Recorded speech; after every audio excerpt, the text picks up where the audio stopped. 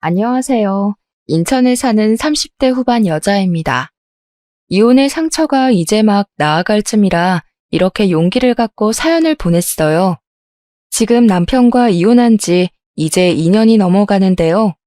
요즘 이혼은 별게 아니라고 하지만 생각보다 이혼의 상처가 크더라고요. 이 정도로 많이 힘들 줄은 몰랐어요. 10년 가까이 산 남편과 이혼이라니 생각보다 많이 공허한 느낌이 들긴 하지만 남편과 같이 산 동안 받은 상처가 엄청 크기 때문에 공허함을 신경 쓸 힘조차 없어요.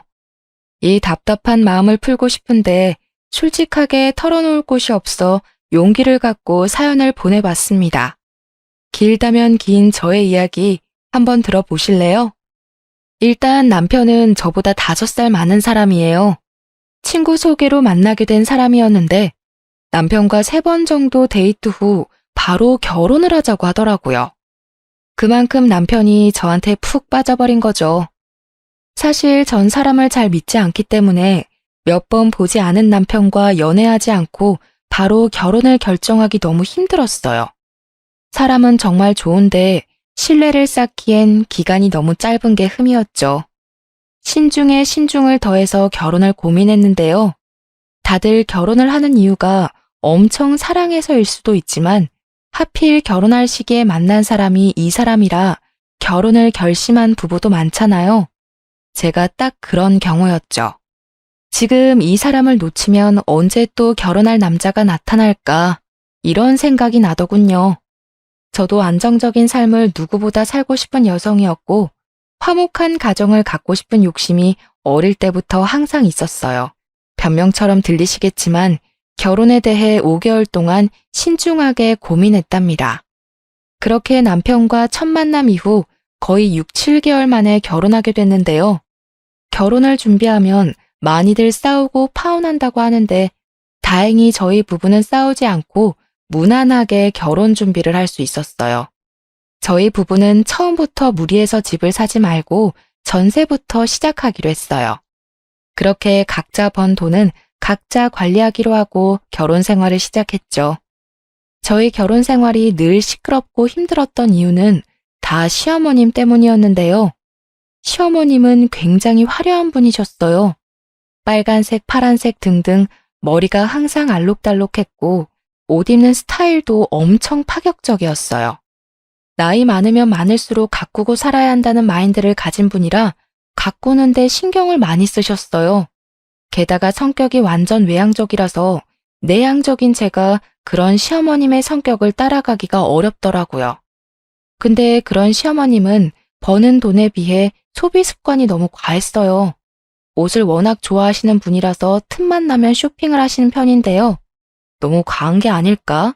걱정이 들긴 했었지만 본인의 돈을 사용하는 거라서 크게 신경 쓰지 않았는데 언제 한번 일이 크게 터지게 됐는데요. 남편과 결혼한 지 1년이 넘었을 때 있었던 일이었는데요. 시어머님께서 이번에 아울렛에 가서 쇼핑하고 싶다고 하셔서 같이 가게 됐어요. 그래서 저희 부부와 함께 드라이브 겸 해서 같이 아울렛에 가게 됐었는데요. 저희 부부는 아울렛에서 10만 원 정도 사용한 반면 어머님께선 아울렛에서만 혼자 80만 원을 쓰신 거예요. 분명 80만 원 쇼핑을 하기 한 달 전에도 가방 하나 사신다고 200만 원 가까이 쓴 기억이 있는데 얼마 지나지 않아 80만 원을 쓰신 걸 보고 놀랬었어요. 얼마나 모아둔 돈이 많으면 이렇게 쓰실까 속으로 생각하고 있었어요. 사실 어머님은 친구들한테 옷이나 가방 자랑하는 걸 굉장히 좋아하세요. 어머님 주변 친구들이 워낙 남편 잘 만나서 호화스럽게 사는 편이거든요. 그런 친구분들한테 뒤처지고 싶지 않아 무리해서 쇼핑을 하는 것도 있다고 하더라고요. 이런 이유로 시어머니가 참 사치벽이 심하다고 느꼈습니다. 근데 며칠 후 어머님이 저희 부부를 찾아오신 적이 있었는데요. 왜 갑자기 찾아오셨나 싶었는데 알고 보니 카드값 때문에 오신 거였더라고요. 얘들아, 이렇게 갑자기 찾아와서 정말 미안한데 돈 좀 빌려줄 수 있니? 요즘 돈 때문에 잠도 제대로 못 자고 있다. 네? 갑자기 돈은 왜요? 급하게 쓸 일이 있으신 거예요? 아니, 그게 사실 이번에 카드값이 너무 많이 나와서 말이야. 엄마, 이번에도 카드값 많이 나왔어? 이번에도 옷 사느라 카드값 많이 나온 거지. 도대체 얼마나 나왔길래 이렇게 갑자기 찾아와? 300만 원. 딱 한 번만 빌려주면 다음부터 이렇게 빌리는 일 없도록 할게. 지금 묵어둔 돈 해지하고 갚을 수 없어서 그래. 알고 보니 어머니 카드값만 무려 300만 원이 나왔어요. 엄청 큰 금액이라 엄청 황당하고 당황스러웠는데요. 어머님이 예금 따로 묵어둔 돈 말고는 당장 쓸 돈이 없다며 돈을 빌려달라고 하시더라고요. 결국 남편은 지난달에 받았던 보너스와 본인 용돈을 합쳐서 어머님 카드값을 대신 해결해 줬어요. 사실 이번 일 말고도 남편이 어머님이 사고친 일을 대신 해결한 적이 많았었는데요. 휴대폰 통신비까지 내지 못할 정도로 생활비를 탕진한 날이라면 남편이 핸드폰비를 내주거나 병원비가 많이 나온 날이라면 그때도 남편이 도와주기도 했었어요. 근데 그 정도는 아들로서 해줄 수 있는 일이라 크게 터치하지 않았어요. 부부라서 남편 돈이 계속 나가는 건 좀 신경 쓰이긴 했었지만 몇 천만 원씩 나가는 돈도 아니고 몇십만 원 선 안에서 해결될 일이라서 크게 터치하진 않았었답니다. 근데 이번엔 카드값이 300만 원이나 나왔다고 하길래 남편이 그 돈을 빌려준다고 할 때 썩 내키지가 않더라고요. 그리고 과연 어머님이 이 300만 원이란 이 큰 돈을 진짜 갚으실까 싶더라고요. 여보, 지난번에 어머님한테 300만 원 빌려줬잖아. 근데 그거 어머님이 갚으셨어? 그때 어머님 뵙고 나서 한 번도 연락이 없으셔서. 아니, 안 갚았는데. 아무리 빌려준 돈이라고 해도 엄마한테 그 돈을 어떻게 받겠어. 나이도 많은 양반인데 그 돈 갚을 능력도 안 되고. 그냥 안 받을 생각으로 준 돈이었어. 뭐? 아니, 그걸 왜 안 받을 생각으로 빌려줘. 30만 원도 아니고 300만 원인데 당연히 받아야지. 아무리 가까운 가족 사이라고 해도 돈 거래는 철저하게 해야 하는 거야. 이번 주 내로 어머님한테 300만 원 받아. 당신 도대체 왜 그래? 남도 아니고 엄마한테 300만 원쯤은 그냥 줄 수 있는 거잖아. 당신 돈 준 것도 아니고 내 돈 준 건데 왜 당신이 난리야? 뭐? 당신 말 그렇게밖에 못해? 나 당신 와이프야, 와이프. 아무리 우리가 돈 관리 각자 한다고 해도 우리 엄연히 부부야. 당신이 번 돈은 당신이 관리하는 거겠지만 우리가 각자 모아둔 돈은 나중에 우리가 늙었을 때 조금이나마 같이 편하게 살려고 준비하는 과정인 건데 이렇게 선 그으면 안 되지. 그럼 당신은 우리 엄마를 너무 남처럼 대하는 거 아니야? 당신 말대로 우리가 부부고 가족인 것처럼 우리 엄마도 우리 가족이야. 300만 원 정도는 한 번쯤 엄마한테 줄 수 있는 거라고는 생각 안 해봤어? 그 힘없는 우리 엄마한테 그렇게 돈을 받아내고 싶냐고. 힘 없다고? 그렇다면서 쇼핑을 3, 4시간씩이나 하셔? 어머님 한 달에 쇼핑값만 적어도 100만 원이 넘어.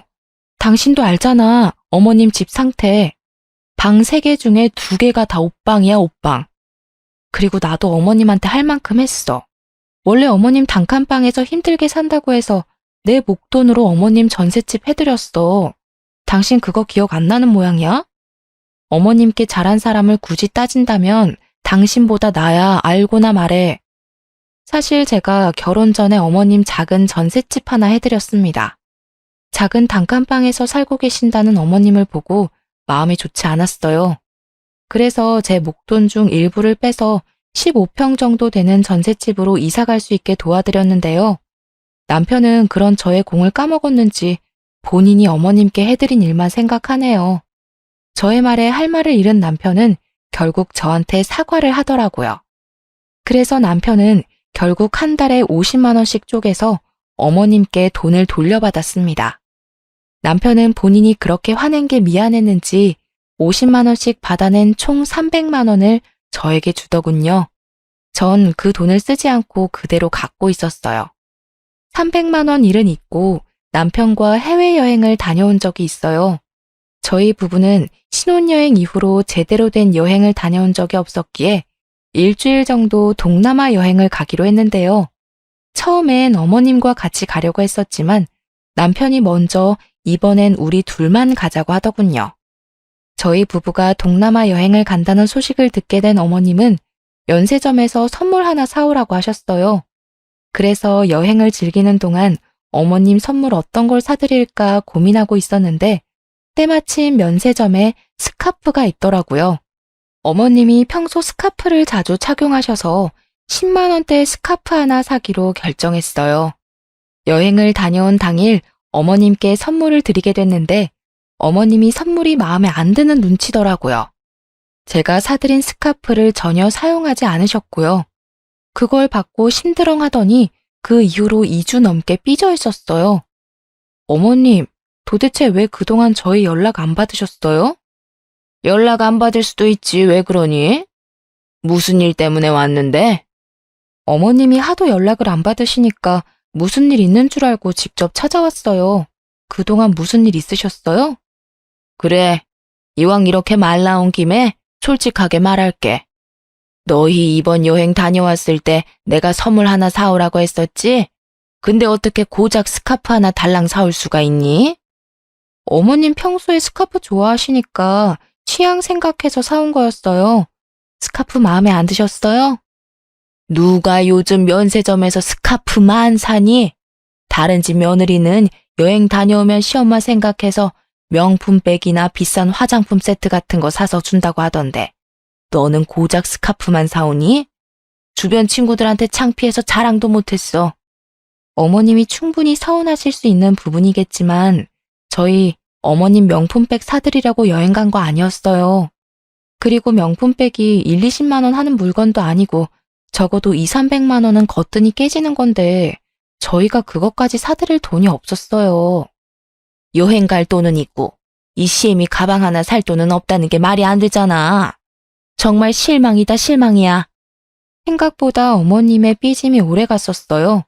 저한테 본인 잔심부름을 시키는 것은 물론이고 제가 다니고 있는 회사 앞에 갑자기 찾아와서 5만 원, 10만 원씩 용돈을 가져간 적이 한두 번이 아니에요. 말도 없이 회사 앞까지 찾아오실 분이 전혀 아니신데 이번 일로 복수라도 하고 싶은 것인지 수시로 그러시더라고요. 예전에 남편이 시어머님께 빌려준 300만 원을 저한테 준 적이 있었잖아요. 그 돈을 그동안 쓰지 않고 갖고 있었던 게 천만 다행이었어요. 그 돈으로 결국 어머님 명품 가방 하나 사드렸습니다. 아무리 남편이 저한테 준 돈이지만 그래도 남편한테 미리 말하고 가방 하나 사드렸어요. 남편은 고맙다고 절 안아주더라고요. 이런 철없는 시어머님 때문에 하루에 수십 번은 천국과 지옥을 오고 갈 때가 많아요. 저에게 가방을 선물 받은 어머님께선 동창 모임에 가서 가방 자랑을 엄청 했다고 들었어요. 우리 며느리가 사줬다면서요. 그래도 그 말을 들으니 기분은 좋았네요. 그런데 제가 이혼을 결정하게 된 큰 대형 사고가 터졌었는데요. 어머님께선 동네 아주머니 두세 분과 자주 놀러 다니는 편이셨어요. 주로 꽃구경을 가거나 함께 카페를 다니셨어요. 카페에서 3, 4시간씩 수다를 떨 정도로 가까운 사이 같더라고요. 그런데 언제부터 동네 아주버님들과 같이 나이트를 다니기 시작하셨어요. 아무리 흥이 넘치고 화려한 걸 좋아하신다고 해도 나이트를 다니시던 분들이 절대 아니었어요. 흥을 풀기 위해 노래방에서 한두 시간 노래 정도 부르는 정도였지 나이트에 가는 편은 아니었는데요. 나이트를 다닌다고 들었지만 전 크게 반대를 하지 않았어요. 아버님과 사별한 지 꽤 되셨기에 적적하시니까 다니는 거겠지 라고 대수롭지 않게 넘겼고 남편도 크게 반대하지는 않았어요. 처음엔 일주일에 한 번 정도 가시는 것 같더니만 어느 순간 일주일에 두세 번은 가는 것 같더라고요. 그래서 너무 다니는 거 아닌가 싶었는데 오히려 어머님은 나이트만 다녀오면 스트레스가 풀린다고 너무 좋아하셨어요. 나이트에 다니고 나서부터 쇼핑하는 횟수가 의외로 줄기도 해서 차라리 다행이다 싶었죠. 근데 언제 한번 어머님께서 연애를 한다고 말씀하셨었는데요. 어머님이 아버님과 사별하고 나서 단 한 번도 연애를 한 적이 없었어요. 재혼할 생각도 전혀 없다고 말씀하신 분이라 그런 어머님께서 연애를 시작하셨다 해서 깜짝 놀랐는데요. 얘들아, 나 요즘 만나는 남자 한 명 있어.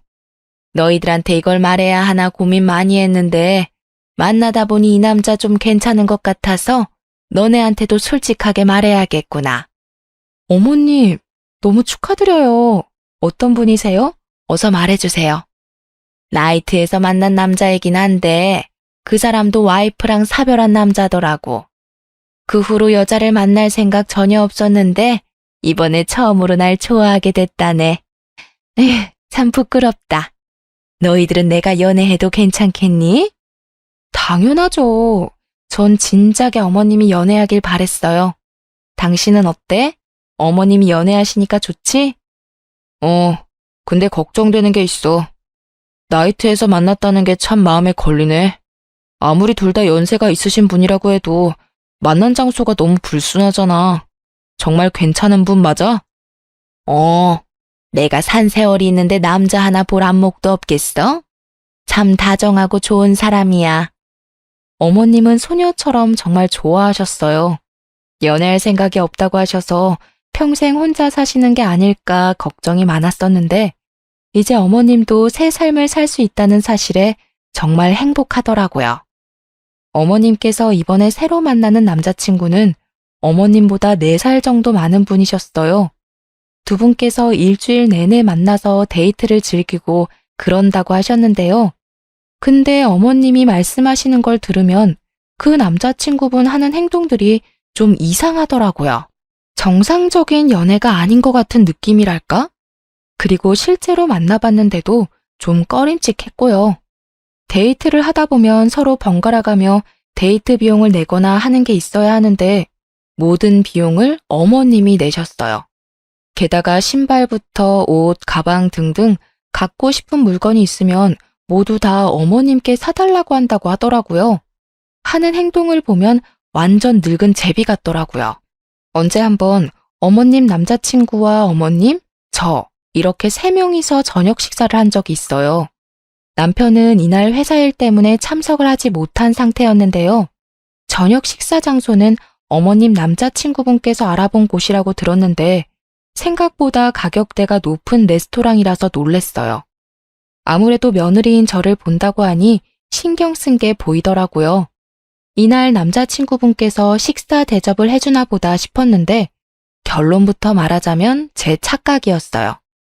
어머님, 여기 스테이크 너무 맛있네요. 그러게 말이야. 혁호씨, 너무 맛있었어요. 하여튼 혁호씨, 음식점 고르는 센스가 있다니까. 당신 며느리 보는 날인데 신경 써서 장소 선택 좀 해봤어요. 마음에 들어요? 그럼요. 맛이 아주 훌륭해요. 세아가, 너도 마음에 드니? 네. 오랜만에 이런 고급진 레스토랑에서 식사하니까 입이 아주 호강하네요. 정말 잘 먹었습니다. 식사할 때까지만 해도 이렇게 분위기가 좋았어요. 그렇게 계산을 하려고 하는데 자연스럽게 어머님께서 계산을 하시더라고요. 어머님 남자친구분도 당연하다는 듯 어머님을 계산대로 은근슬쩍 밀더군요. 그 모습을 보고 전 너무 황당해서 어머님이 계산 못하도록 막고 제가 대신 계산했습니다. 대략 50만 원 가까이 나왔었는데요. 제가 어머님이 계산 못하도록 막고 대신 계산하니까 어머님과 남자친구분께서 몹시 당황해하는 눈치더라고요. 이제까지 어머님께서 남자친구분께 자주 선물을 해드리는 것 같아 도대체 어떤 분이길래 어머님께서 이렇게 쩔쩔매며 만날까 궁금했는데요. 그래서 이날 저녁 식사 자리를 마련한 거였어요.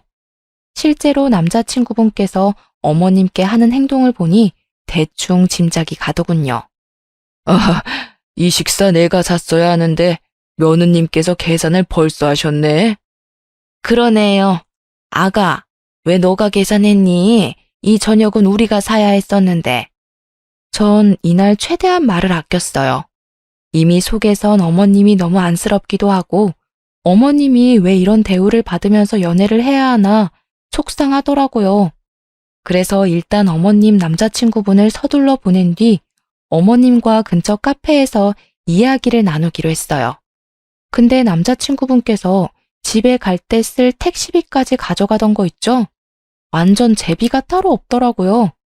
어머님, 저랑 둘만 있는 거니까 솔직하게 말하셔야 해요. 저분한테 약점 잡히거나 한 게 있으세요? 그게 무슨 말이야? 약점이라니. 어머님 남자친구 좀 이상한 것 같아요. 이번 식사 자리만 봐도 딱 보여요. 두 분이 진지하게 만나는 사이라면 보통 이 식사 자리 남자친구분께서 직접 계산을 하는 게 맞지 않나 싶어요. 저 연세에 돈이 없지 않으실 텐데 자연스럽게 어머님이 계산하도록 만드는 게 좀 이상한 것 같아요.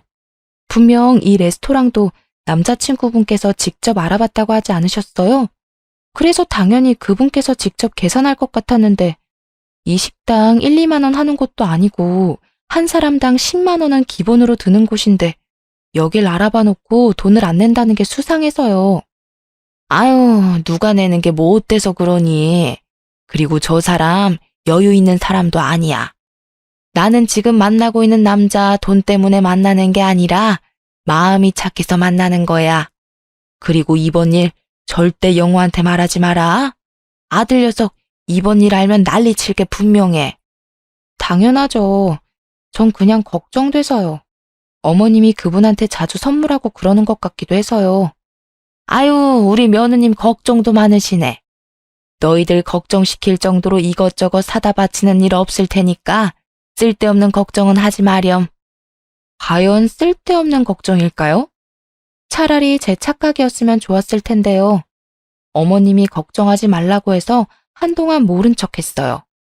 꽤 오랜 시간 잘 만나길래 오히려 속으로 응원도 했네요. 근데 몇 달 뒤 어머님이 결국 일을 만드셨는데요. 어머님이 예전처럼 카드값이 다시 많이 나오게 됐다는 겁니다. 한동안 카드값이 많이 안 나오는 것 같아서 남자친구분께서 이제 더 이상 제비짓을 하지 않는다 생각했는데 다시 저희 어머님한테 이것저것 사달라고 한 것 같더라고요. 지난번에 쇼핑 때문에 카드값이 300만 원 정도 나왔다면 이번엔 카드값이 500만 원이나 나왔어요. 그 이유를 들어보니 남자친구한테 이것저것 사주는 것도 모자라서 이번에 무리해서 여행을 다녀왔다고 하더라고요. 역시 제가 의심한 그대로였어요. 카드 통지서를 들고 저희 부부집에 찾아와서 또 돈을 빌리려는 어머님을 보고 속이 답답하고 억장이 무너지더군요. 게다가 카드값 밀린 것도 모자라서 현재 핸드폰비와 보험비까지도 밀린 상태라 이 전부 다 해결해야 한다고 말씀하시는 어머님은 눈물을 글썽이더군요. 아니, 왜 본인이 내야 할 돈까지 내지 못하면서 그 할아버지한테 충성을 다하는지 이해가 안 가더라고요. 미안하다. 내가 새아가 너 얼굴 볼 면목이 없다. 이 나이 먹고 카드값 하나 해결 못하다니. 이번 한 번만 부탁한다. 어머님, 진짜 정신 좀 차리세요. 이게 도대체 몇 번째예요? 제가 분명 말씀드렸죠. 그 할아버지 조심하라고요. 근데 어머님이 그러셨잖아요. 걱정하지 않아도 좋다고. 근데 이게 무슨 짓이세요? 네? 화내지 말고 제발 한 번만 부탁할게.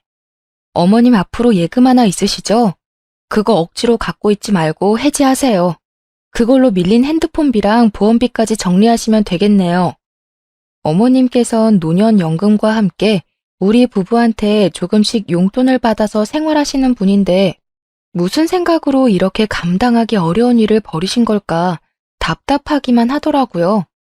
젊은 남자와 만나서 호구당하는 것도 아니고 그 늙은 할아버지한테 간이고 쓸개고 다 내줄 것처럼 행동하는 어머님이 정말 이해가 안 되었죠. 어머님이 가지고 계신 예금 하나가 있는데 전 그 예금을 해지하라고 말했습니다. 근데 어머님께선 쭈뼛쭈뼛거리더니 충격적인 말 한마디를 하셨어요. 그 돈, 그 사람한테 있어. 네? 어머니, 정말 왜 그러세요? 얼마나요? 얼마나 주셨는데요? 6천만 원. 그 사람이 주식 좀 할 줄 안다고 하길래 내가 투자 목적으로 6천만 원 줬어. 2배 이상 불려준다고 하길래. 근데 정말 잘 되고 있는 것 같더라고. 어머님이 주식에 대해 뭘 안다고 그러세요. 요즘 주식시장 얼마나 안 좋은데요. 그거 손해보더라도 당장 돌려받으세요. 아시겠어요? 그거 돌려받는 대로 카드값이랑 핸드폰비 다 해결하시고요. 어머님을 집에 돌려보내고 전 시름시름 알았습니다. 어머님 때문에 마음 편할 날이 없기 때문인데요. 그날 저녁 남편이 퇴근하고 나서 시름시름 앓고 있는 저한테 왜 그러냐고 묻더군요. 전 그런 남편에게 어머님과 있었던 일을 모두 말했어요. 근데 남편은 이미 알고 있던 것처럼 반응이 싱겁더라고요.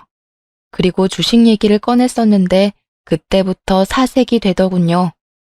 혹시 당신도 그 할아버지한테 돈 준 건 아니지? 자기야, 일단 화내지 말고 들어. 나 그분한테 3천만 원 드렸어. 나도 요즘 주식에 대해 관심이 있는데 그분이 딱 주식을 하고 있다고 해서 한번 투자 좀 해봤어. 근데 정말 잘하는 분이라고 하더라고. 너무 걱정 안 해도 돼. 당신 정말 미쳤어? 그걸 왜 나한테 허락도 없이 투자를 하냐고. 3천만 원이 네 집 개 이름도 아니고 왜 마음대로 그걸 주냐고. 어머님도 6천만 원이나 드렸다더라. 왜 둘 다 나한테 그러는 거야? 그분이 사기라도 치면 어쩌려고. 아니야. 그분 사기치거나 그럴 분은 아닌 것 같아. 그리고 당신이 무슨 돈이 있다고 3천만 원이나 그 사람한테 투자를 해? 사실 우리가 예전에 공동으로 모아둔 3천만 원 예금 그거 깨서 드렸어. 정말 미안해. 내가 그거 꼭 제자리로 돌려놓을게. 나 한 번만 믿어줘. 그걸 손댔다고? 진짜 당신이나 어머님 모두 다 질린다. 도저히 안 되겠어. 우리 이혼하자, 이혼해. 이혼이라니. 이혼은 절대 안 돼. 나 당신이랑 못 헤어져. 내가 왜? 전 한동안 친정집에 가기로 했습니다. 생각 정리가 되면 그때 이혼을 할지 말지 결정하기로 했는데요. 친정집에 2주일 정도 가 있을 동안 시어머님과 남편에게 큰일이 터졌어요. 어머님 남자친구가 잠수를 탔다고 합니다. 어머님께서 돈을 돌려달라고 말한 순간 그때부터 연락이 닿지 않았다고 해요. 어머님이 그 남자친구 집에 찾아갔었는데 이미 모든 짐을 다 뺀 상태로 어머님이 모르는 곳으로 도망갔다고 합니다.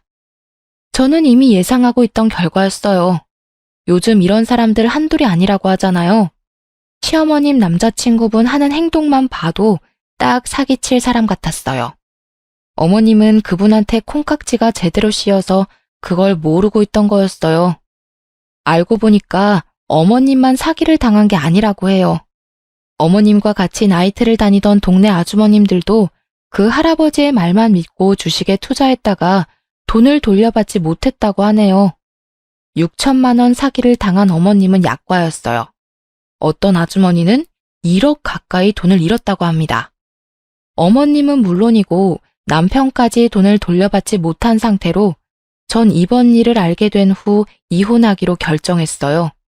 이혼하자고 말하니 남편은 정말 손이 발이 되도록 싹싹 빌었습니다. 어머님은 이번 일로 제정신이 아닌지 오히려 이런 일로 이혼을 하냐면서 적반하장으로 나오더라고요. 넌 이런 일 가지고 이혼을 꼭 해야겠니? 부부란 게 어려움이 있으면 같이 이겨낼 줄도 알아야지. 이혼하자는 소리가 어떻게 바로 나올 수가 있어? 어머님, 이제까지 어머님이 저희한테 한 행동들을 생각해 보세요. 저는 남편도 남편 일이지만 어머님 그 철딱선이 없는 행동 때문에 숨 막혀서 이 사람이랑 못 살아요. 어머님 수준껏 생활을 해야지 탱자탱자 돈 쓰기만 하시는데 옆에서 그걸 제가 다 어떻게 감당하고 살아요? 그리고 어머님이 분명 그러셨죠? 이제까지 산 세월이 있어서 안목이 좋다고요. 근데 어머니 인생 헛사셨어요. 이 연세에 어떻게 감당하려고 남자 하나 잘못 만나서 돈까지 잃으셨어요? 무슨 힘으로 다시 일어나시려고요? 저 어머님 보기 싫어서라도 이 사람이랑 이혼하고 싶어요. 어머머머, 얘 말하는 것 좀 봐. 말이면 단 줄 알아? 당신은 나랑 이혼하면서 그 할아버지한테 준 3천만 원 나한테 다시 돌려줘야 할 거야. 그 3천만 원 중에서 2천만 원은 내 돈이나 마찬가지였잖아. 그리고 어머님도 지금 살고 있는 전셋집 빼셔야 할 거예요. 그 전세 자금 다 제 돈인 거 잊지 않으셨죠? 당장 집 정리하고 돌려주세요. 전 이 말만 남기고 집에 있는 모든 짐을 빼서 다시 친정집에 들어갔습니다. 남편은 저희 친정집에 찾아와서 울고불고 난리가 아니었어요. 그런 남편을 보고 친정아빠는 남편 얼굴에 소금을 뿌리며 당장 꺼지라고 고래고래 소리를 질렀답니다. 엄마도 그런 시엄마 밑에서 살 필요 없다고 이혼 결정 잘했다고 말했어요. 언제 한 번은 남편이 제가 다니고 있는 회사 앞까지 찾아왔어요. 퇴근 시간 맞춰서 와 있었더라고요. 전 창피한 나머지 그런 남편을 데리고 서둘러 회사 근처에 있는 카페로 갔는데요. 지금 이게 무슨 짓이야? 왜 말도 없이 남의 회사로 찾아오고 그래? 당신이 내 전화조차 받지 않으니까. 당신이 내 전화를 받아줘야 얘기를 하든지 말든지 하지. 왜 내 전화 안 받아? 정말 나랑 이혼이라도 하겠다는 거야? 내 말을 뭘로 들은 거야? 나 당신이랑 이제 못 산다고, 이혼하고 싶다고. 왜 자꾸 물어봐? 이해 못했어? 자기야, 제발. 나 한 번만 봐줄 수 없어? 나 정말 반성 많이 하고 있어. 우리 엄마도 후회 엄청 하고 있고. 우리 모자 앞으로 자기한테 충성을 다할게. 그딴 거 다 필요 없고 이혼 준비나 잘해. 남편이 이 이후로 몇 번을 더 붙잡았어요. 전 절대 같이 살 마음 없다고 완강히 거절을 했는데요. 그렇게 길고 긴 시간이 흐르고 나서 합의 이혼을 하기로 결정했습니다. 남편과 살고 있던 집을 내놓고 돌려받은 전세금은 제가 갖기로 했어요. 남편이 전세금 제가 전부 가지는 대신에 3천만 원 말고 1,000만 원만 주면 안 되겠냐고 하길래 그렇게 하라고 했습니다. 그래서 전 전세금과 함께 1,000만 원을 받았어요. 그리고 어머님도 살고 있는 집 정리해서 제 계좌로 전세비를 입금하셨더라고요. 남편은 물론이고 어머님까지도 한순간에 집이 사라진 거잖아요. 두 사람은 결국 연식이 오래된 빌라 반지하로 이사 갔다고 해요. 남편은 그런 집에서 어머님과 같이 살려고 하니까 정말 많이 힘든 눈치더라고요. 그래도 뭐 어쩌겠어요. 두 사람이 벌인 일인데요, 뭐. 근데 최근에 남편한테 연락이 왔어요. 어머님의 유방암 소식 때문이었는데요. 최근에 어머님께서 가슴 쪽에 뭐가 만져진다고 해서 건강검진을 받았다네요. 검사 결과 유방암 진단을 받았답니다. 근데 정작 두 사람은 병원비가 없는 상태라 당장 수술을 진행할 수 없었어요. 그래서 남편이 수술비를 빌리기 위해 저한테 전화를 한 거였더라고요. 여보, 잘 지냈어? 이혼하고 오랜만에 연락하는 것 같네. 정말 미안한데 돈 좀 빌려줄 수 있을까? 우리 엄마가 이번에 암 진단을 받아서 내가 지금 너무 찌질한 거 알겠지만 엄마가 아프다는데 어쩔 수가 없네. 당신이랑 이혼하고 나서 나 쥐뿔도 없어. 당신도 알잖아, 우리 사정. 이번 한 번만 도와줄 수 없어? 딱 한 번만 도와주면 진짜 당신한테 연락 안 할게. 내가 뭘 믿고 두 사람한테 돈을 빌려줘. 어머님이 아프신 건 안타까운 일이지만 이젠 내가 상관할 일이 아니라고 봐. 이젠 나 당신 가족 절대 아니야. 당신 능력껏 해결해. 다시는 연락하지 말고. 이번에 돈 한 번만 빌려주면 더 이상 연락하지 않을게. 우리 엄마 아프다는 거 거짓말 아니야. 진짜 우리 엄마 진짜 아파. 지금 치료 안 받으면 우리 엄마 죽을지 몰라. 사람 한 번 살린다 생각하고 돈 좀 빌려주라. 나 정말 미치겠어. 반대로 장모님이 암이라고 생각해봐. 당신도 속상할 거잖아. 내 입장 딱 한 번만 생각해줘. 우리 이제까지 산 정을 봐서라도 딱 한 번만. 나 당신이랑 이제까지 산 정 하나도 없어. 이미 당신한테 있던 정 다 떨어졌어. 그리고 어머님이 아프든 말든 나 속상할 거 하나도 없고 이제 완전 남의 일이야, 남의 일. 당신이 대출을 받든 콩팥을 팔든 어떻게든 알아서 해결해. 나한테 돈 빌릴 생각하지 말고. 전 단호하게 남편의 부탁을 거절했어요. 처음엔 어머님이 아프다는 말에 조금은 고민이 되긴 했었어요. 하지만 그걸 제가 책임질 필요는 없잖아요? 이젠 제 가족도 아닌 사람한테 돈과 시간, 마음을 쓰고 싶지 않았어요. 남편과 연락한 그날 저녁에 시어머님께서 직접 저희 친정집에 찾아왔더라고요.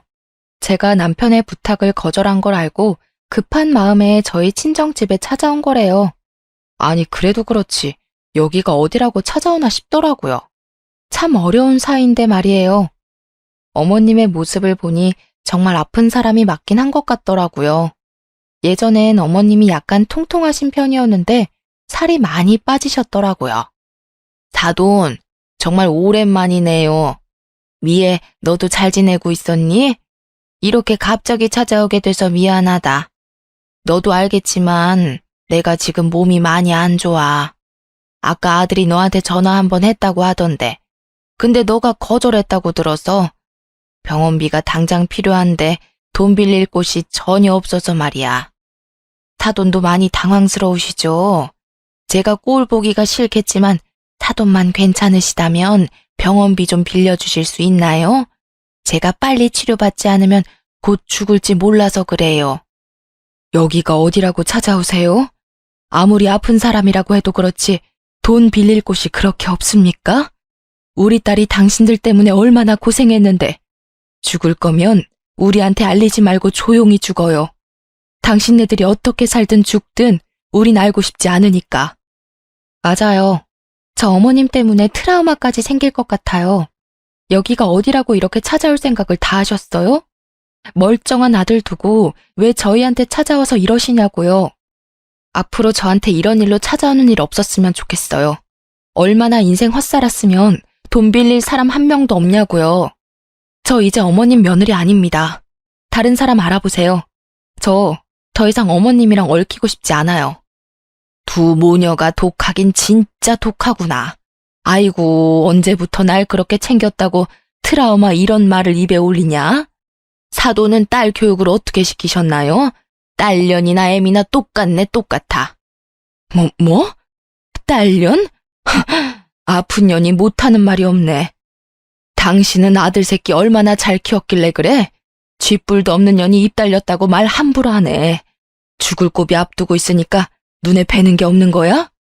당신이 뒤지든 말든 우리가 상관할 바 아니니까 당장 꺼지라고. 불쌍한 척은 다 하던 시어머니가 한순간에 독한 마녀처럼 비아냥거리기 시작하더라고요. 아픈 사람이 맞나 싶을 정도로 굉장히 못된 사람처럼 보였는데요. 조금이나마 빌려줄 마음이 있었는데 비아냥거리는 어머님의 모습을 보고 그 마음이 싹 사라지게 됐습니다. 자칫 어머님의 연기에 넘어갈 뻔했네요. 사람이 연기를 저렇게 잘할 수 있을까요? 그런 시어머니의 모습을 보고 화가 난 우리 친정엄마는 화분에 넣어두려 펼쳐놓은 흙을 시어머니 면상에 뿌리면서 내쫓았습니다. 눈에 흙이 들어갔는지 서둘러 도망가셨고요. 이날 화가 너무 난 나머지 전 남편한테 따졌습니다. 아무리 돈이 급해도 그렇지 친정집까지 찾아오게 만드냐면서요. 남편은 어머님이 저희 친정집에 찾아온 걸 모르고 있던 눈치였어요. 어머님이 왜 구걸까지 하게 만드냐 물었더니 남편이 회사를 그만뒀기 때문이래요. 남편이 솔직하게 말하더군요. 본인이 명예퇴직을 당해서 돈을 구할 데가 없기 때문이었어요. 명예퇴직을 당했다니? 그게 무슨 말이야? 사실 내가 당신이랑 이혼하고 나서 너무 힘들었거든. 그래서 술 마시는 일이 많았었는데 언제 한번 술 먹고 부장한테 전화해서 술주정 좀 했거든. 그게 정확히 기억은 안 나는데 내가 해서는 안 되는 말이랑 행동을 했었나 봐. 그게 문제가 돼서 나더러 회사에서 퇴직하라고 하더라고. 남편이랑 같이 다니는 회사 동기들 말을 들어보면 남편이 부장한테 음담패설은 기본으로 하고 게다가 이제까지 회사 내에서 해왔던 부장의 행동 하나하나 모두 지적했다고 해요. 게다가 남편이 학벌에 비해서 회사 업무 능력이 너무 없어서 언젠가 해고할 생각을 하고 있었다고 해요. 근데 때마침 부장한테 그런 몰상식한 행동을 하는 바람에 해고를 당하게 된 거였죠. 회사에서 나름 힘이 있는 부장은 그런 남편을 회사 그만두게 만들었다네요. 이제 막 40대가 된 사람이 명예퇴직을 당한다는 게 말이 안 되잖아요. 그냥 해고를 당한 거나 마찬가지인데요. 남편은 지금까지도 직장을 제대로 구하지 못한 상태라고 합니다. 저와 이혼한 것도 있지만 동시에 해고까지 당하게 돼서 그 충격에 매일매일 술을 마시고 있다고 해요. 어머니 생각해서라도 하루라도 빨리 일을 구해야 하는데 남편은 그런 생각할 힘조차 없는 것 같아요. 어머님은 수술을 잘 받았는지 안 받았는지는 그 이후로 물어보지 않았어요. 아마 치료를 제대로 받지 못하고 있을 겁니다. 남편이 돈도 벌지 않고 술만 마시고 있으니까요. 그런 두 모자를 보고 있으니 속이 다 후련하고 몸과 마음이 가벼워진 것만 같아요. 돈 문제로 사람 속 썩이던 두 사람한테 벗어났다는 생각에 정말 하루하루가 행복해요. 전 남편과 이혼하고 나서 현재 직장에 열심히 다니면서 돈을 차곡차곡 모으고 있어요. 조만간 제 이름을 걸고 가게 하나 차릴 예정이에요. 부모님이 예전부터 음식점을 운영하고 싶어 하셨어요. 저도 그러고 싶어서 부모님과 함께 가게 오픈 예정이에요. 만약 이 사람과 저 사이에 아이가 있었더라면 이혼하는 게 어려웠을 거예요. 아이가 있는 부부는 이혼하는 게 참 어렵다고 하잖아요. 다행히 저와 남편은 아이 계획이 전혀 없던 사람이었어요. 만약 한 사람이라도 아이를 원했었더라면 지금 현재 저의 모습은 어땠을지 궁금하네요. 주변 친구들도 시부모님 잘못 만나서 엄청 고생하고 있거든요. 근데 그 친구들은 모두 아이가 있어서 섣불리 이혼을 하지 못한다고 해요. 결혼하기 전까지만 해도 시댁 때문에 왜 힘들어할까 상상이 안 갔었어요. 두 사람이 좋으면 그만이지 않나? 그런 생각을 했었는데 사랑 하나로 결혼할 수는 없더라고요. 결혼 생활을 유지한다는 게 참 쉬운 일만은 아닌 것 같아요. 아무리 내가 잘한다고 해도 남편이나 시댁 식구 한 명이라도 내게 못한다면 결혼 생활 한순간에 무너지는 것 같아요. 그렇기 때문에 결혼 결정을 할 때 남편 자체를 보는 것도 중요하지만 남편 집안 식구들도 꼭 봐야 했어요. 이혼하고 나서 생각한 게 있는데 너무 섣불리 결혼을 했다는 거예요. 남편과 연애를 해보고 결혼할 걸 그런 생각을 가끔 하고 있는데요. 요즘 연애를 건너뛰고 많이들 결혼한다고 하는데 개인적으로 전 위험하다고 생각해요. 그 사람에 대해서 조금 더 알아보고 결혼하는 게 덜 위험한 일이 아닌가 싶어요. 주변 사람들은 다른 사람 만나서 재혼할 생각이 있냐고 물어봐요. 근데 전 두 번 다시 결혼하고 싶지 않아요. 부모님도 그 지겨운 결혼을 못하러 두 번씩이나 하냐며 성을 내셨어요. 저도 결혼을 다시 하진 않을 것 같아요. 결혼이란 게 참 쉬운 일이 아니기 때문이죠. 아무리 서로 사랑해도 돈 문제로 다들 헤어진다고 하는데 이번에 뼈저리게 느꼈습니다. 만약에 재혼을 한다고 해도 또다시 이혼하지 않는다는 보장도 없잖아요. 그리고 이제까지 받아온 스트레스와 억압에서 벗어나니까 오히려 너무 행복하고 자유롭더라고요. 저와 다르게 결혼 생활이 행복한 사람도 분명 많을 거예요. 하지만 반대로 저처럼 결혼 생활이 지옥인 분들도 분명 있을 텐데요. 이혼을 권장하는 것은 아니지만 본인의 행복을 위해서라면 이혼을 하는 것도 하나의 방법이라고 알려드리고 싶어요. 만일 시댁, 남편, 돈 등등 여러 문제로 인해 이혼 고민을 하고 있는 분이라면 망설이지 말고 당장 하는 것도 나쁘지 않다고 생각해요. 자유로운 몸이 된 저는 지금부터라도 열심히 행복하게 살아볼 예정이에요. 남편과 살면서 못 쌓은 추억과 커리어 등등 다시 쌓아볼 예정이고요. 지금껏 답답하고 길고 긴 저의 이야기를 들어주셔서 감사합니다.